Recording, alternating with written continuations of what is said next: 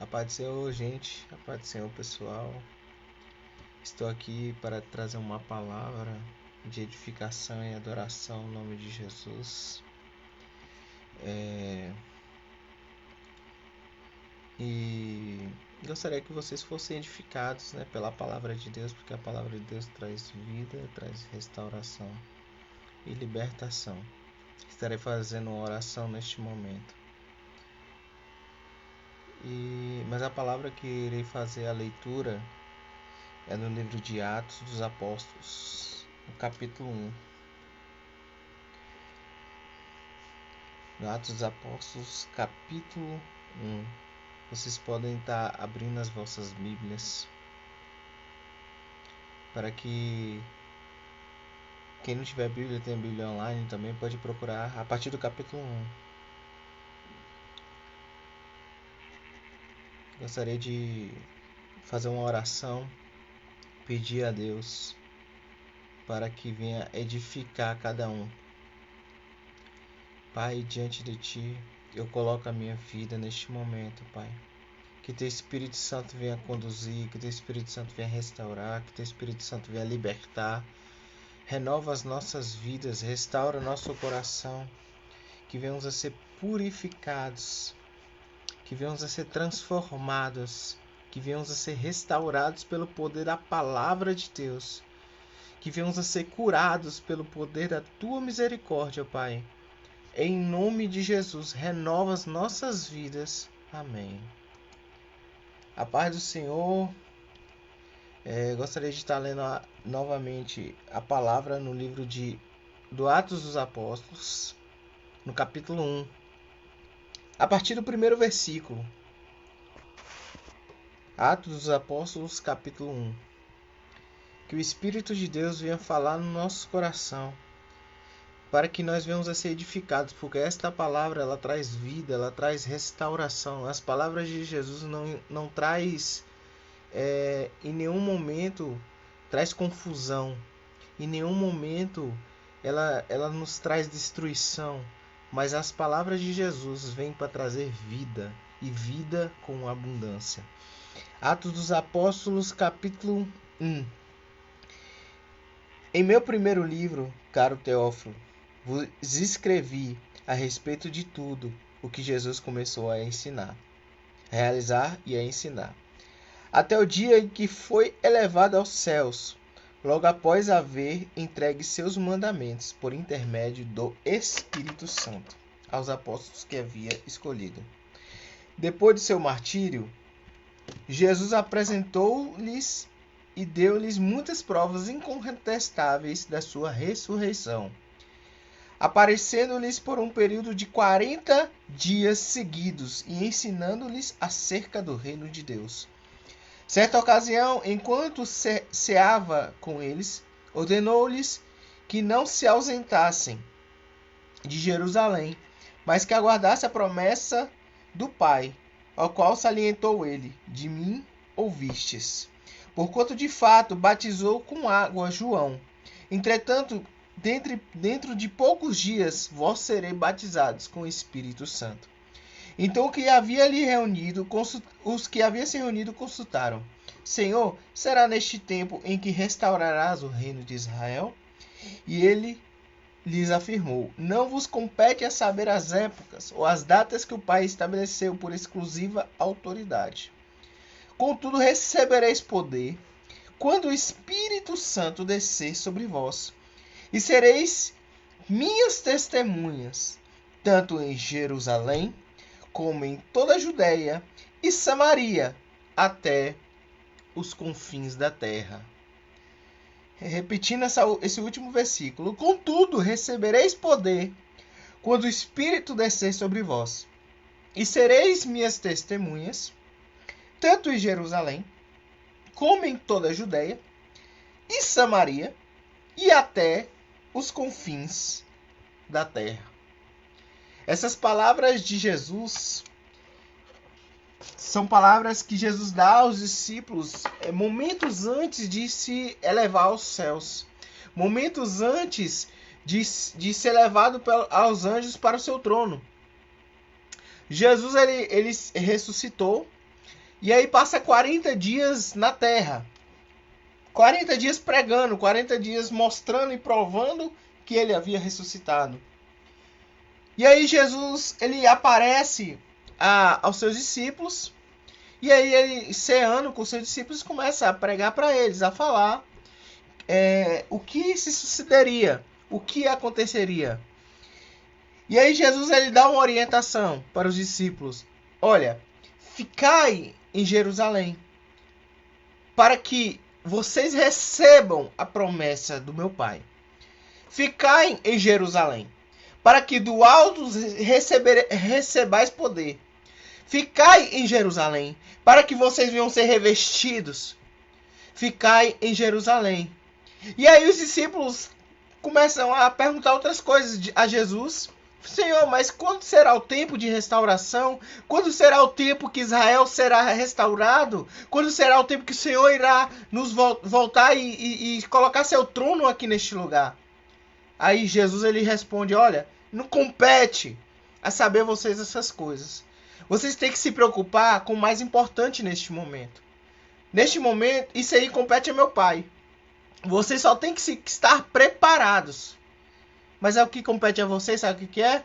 Ficar em Jerusalém, sejais revestidos e sedes minhas testemunhas. Sedes minhas testemunhas em Jerusalém, sedes minhas testemunhas na Judeia, sedes minhas testemunhas em Samaria e sedes minhas testemunhas até os confins da terra. Jesus, ele repete a ordem que ele tinha dado aos discípulos antes da sua morte. Ele chega para os discípulos e fala, olha, vocês têm que ir e pregar o evangelho. Vocês têm que ir e falar do meu amor. Vocês têm que ir e falar das boas novas do reino. No livro de Mateus capítulo 10, Jesus, ele vai enviar os discípulos. Jesus, ele vai mandar os discípulos para a primeira comissão. E ele fala, olha, vai e pregue. Vai e expulse demônio. Vai e cure. Em nome do meu Pai. Eu estou enviando. Eu vos dou poder para vocês fazerem tudo isso. Quando Jesus, ele chama os discípulos novamente, ele relembra os discípulos a missão que eles tinham aqui na terra. Ele relembra os discípulos a obrigação que eles tinham aqui na terra. A igreja não é somente para somente glorificar a Jesus. A igreja não está aqui na terra com esse principal objetivo. Porque se a igreja estivesse aqui na terra com o principal objetivo de dizer glória, glória, glória a Deus, Jesus já tinha levado para o céu. Mas o único objetivo da igreja estar aqui na terra é pregar o evangelho. E com isso, obviamente, vai glorificar a Deus através da pregação, através do nosso testemunho, através de tudo isso, através da glorificação, da salvação de almas, dos milagres. Tudo isso vai glorificar a Deus. Mas o objetivo da igreja na terra é pregar o evangelho. O objetivo meu e seu na terra é falar do amor de Deus. Jesus nos envia a sermos testemunhas. Jesus nos ordena a sermos testemunhas. Jesus nos ensina e nos comissiona a pregar o evangelho. É uma responsabilidade. No livro de Ezequiel, Deus chama um profeta e fala: Ezequiel, eu tenho uma coisa para te dizer.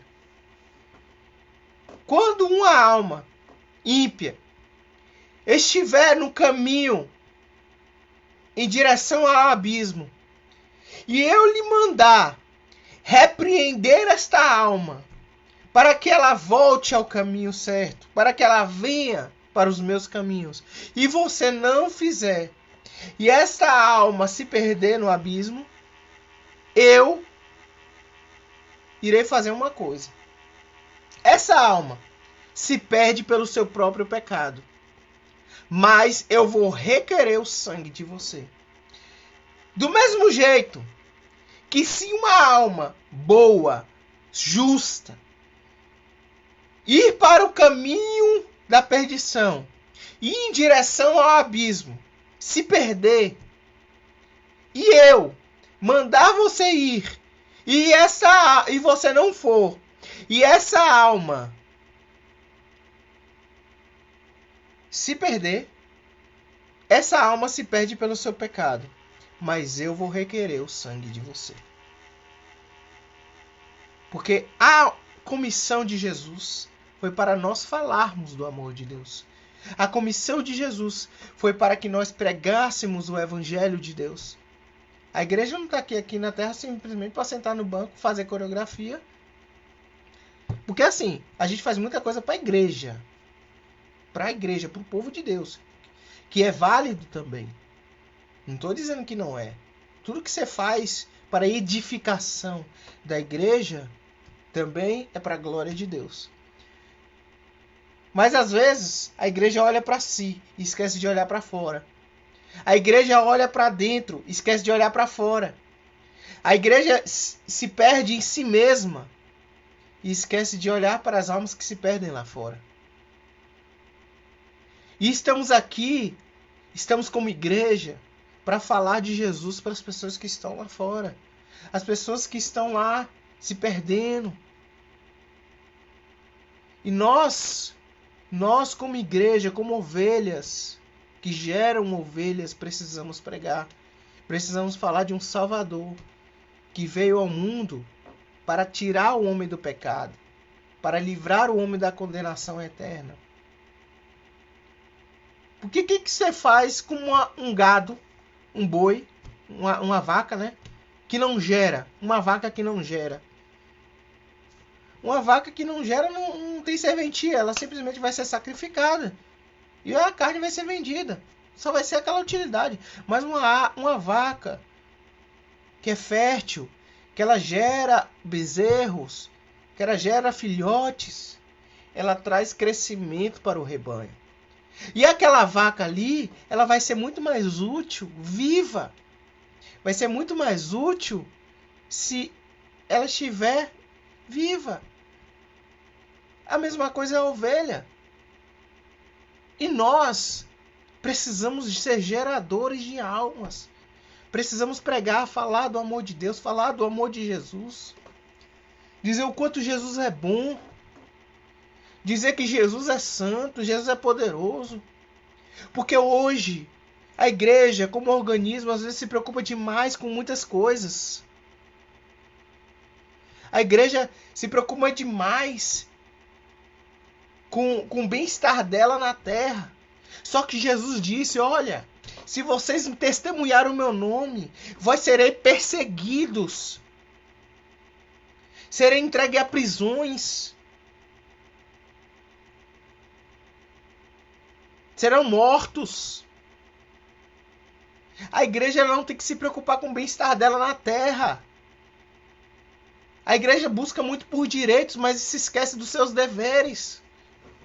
Nós temos o dever de falar do amor de Deus. Nós temos o dever de pregar do evangelho. E outra coisa que eu digo e repito.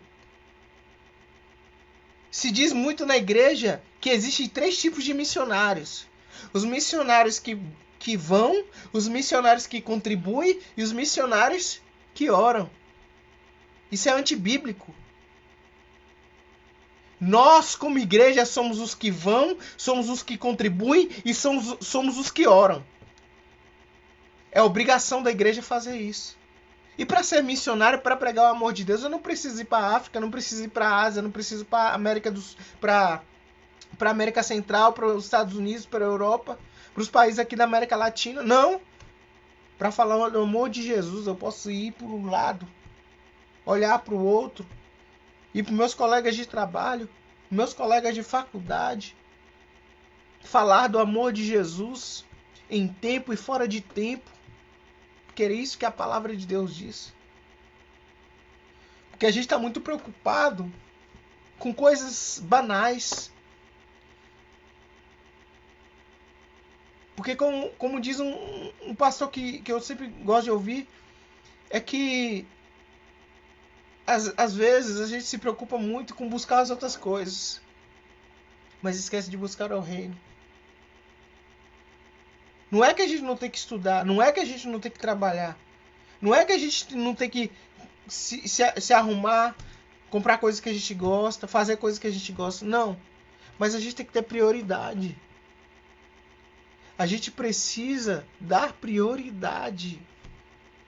Porque o reino de Deus é prioridade. E sabe o que é o reino de Deus? Amar ao próximo, amar os inimigos, cuidar dos irmãos, orar pelas almas, pregar as almas, ajudar o necessitado. E às vezes a gente se esquece de que o que é ser igreja. Porque a igreja é o refúgio para as pessoas, não o espaço físico. Porque se o espaço físico estiver vazio, ninguém vai lá. Mas a igreja é como um organismo vivo. Eu, você. Não espere que as pessoas vão atrás do espaço físico e a sua responsabilidade e a minha responsabilidade, a nossa responsabilidade acabou. Não. A responsabilidade é nossa. As pessoas vão atrás do espaço físico porque lá tem pessoas que podem ajudá-la, podem oferecer um Jesus, podem oferecer alguém, uma solução. Que solução é essa? Jesus. Jesus é um remédio que cura toda enfermidade física, emocional, espiritual. Jesus é a solução do vazio da alma. Jesus é tudo. Jesus é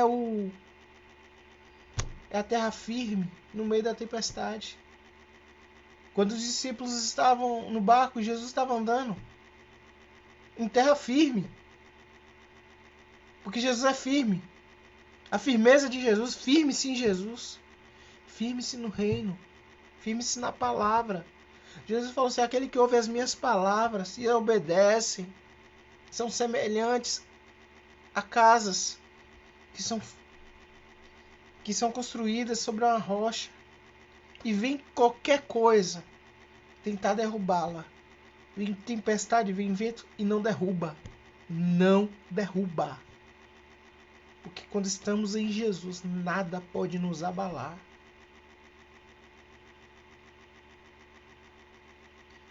Porque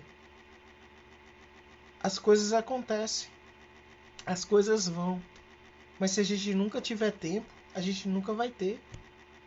Mas hoje eu estou sem tempo. Amanhã você vai ficar sem tempo também. E aí sabe o que a Bíblia diz? Em tempo, em fora de tempo. Tendo oportunidade e criando as oportunidades. Temos que falar do amor de Deus, temos que pregar, temos que viver esse testemunho de Jesus. As pessoas precisam olhar para mim, para você, e precisam falar, rapaz, esse Jesus transforma mesmo. Esse Jesus muda história mesmo. Esse Jesus restaura mesmo. As pessoas precisam ver e falar, olha, aquele que era perseguidor, hoje é pregador. Aquele que odiava os cristãos, hoje ama os cristãos. Era assim que se falava de Paulo. Sabe que se falava de Pedro e João? Esses caras aí, rapaz, nem estudou. Nem estudaram. São leigos. E como que consegue falar tais palavras? Como que consegue dizer com tal dicção? E aí sabe o que eles concluíram? Ah, agora eu entendi. Agora eu sei porque eles falam tão bem. Agora eu sei que eles falam com tanta propriedade. Eu sei. Eles eram seguidor daquele camarada lá. Aquele que a gente crucificou.